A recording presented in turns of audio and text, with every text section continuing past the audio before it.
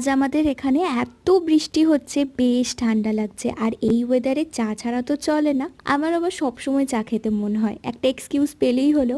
আদা দিয়ে গরম গরম চা বানিয়ে মায়ের সাথে এনজয় করলাম। এটা পরের দিন সকালের ভিডিও। দুদিন আগে এই রুমে পর্দাগুলো ওয়াশ করতে দেওয়া হয়েছিল। রোজ এত বৃষ্টি হচ্ছে, আজকে গিয়ে পর্দাটা শুকিয়েছে। পরানোর দায়িত্ব সে আমার ঘাড়েই পড়েছে। তারপর দেখলাম পাশের বাড়ি দিদি সজনে পাতা পাড়ছে, আমিও দিদিকে বললাম আমার জন্য কয়েকটা পেড়ে দিতে। তারপর কাজ করতে বসে দেখি ল্যাপটপের স্ক্রিনে এত ধুলো পড়েছে, সেটাও মুছতে হলো। এত তাড়াতাড়ি যে কিভাবে ধুলো হয় আমি তো বুঝি না। মা সকালেই স্নান করে নিয়েছে, তাই হেয়ার টোনারটা আগে মাকেই লাগিয়ে দিলাম। এটাতে অনেক হেয়ার ফল কমেছে। জানলা দিয়ে দেখি আবার বৃষ্টি শুরু হয়েছে, তাই এই সুযোগে ছাদে গিয়ে একটু ভিজেও নিলাম। আমার যেতে যেতেই প্রায় বৃষ্টি থেমে গেছিল। তারপর স্নান সেরে মা আদেশ করলো যা পুজোটা করে দে, তাই আমিও জো আজ্ঞা বলে চলে এলাম। And that's it for today guys. আর কোথায় যাচ্ছ, একটা সাবস্ক্রাইব করে দিয়ে যাও।